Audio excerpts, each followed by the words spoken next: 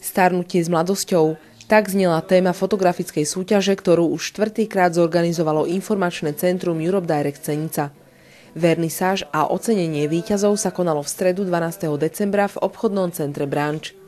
Téma fotografií bola zvolená pri príležitosti Európskeho roka aktívneho starnutia a solidarity medzi generáciami. Do súťaže sa zapojilo 20 fotografov. Predsedom poroty bol profesionálny fotograf Ľubomír Špírko. Je tam veľmi silná emócia cítiť, hej? Či je to prvá, druhá, tretia, alebo vlastne sú to aj fotografie, ktoré neboli ocenené.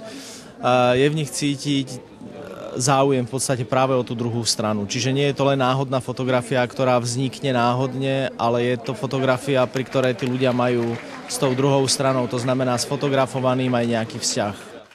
Vzťah k seniorom ocenila porota 3. miestom Zuzanu Včelkovú a Rastislava Osleja. Druhé miesto získali tiež dvaja fotografi, Roman Flajžík a Ľubomír Švec. Prvé miesto a digitálnu zrkadlovku si odniesla Blanka Mináriková z Malaciek za fotografiu s názvom Roky nezastavíš. Pracujem v dome dôchodcov a bola to taká fotogenická pani s tými vráskami, takže som ju rada fotila.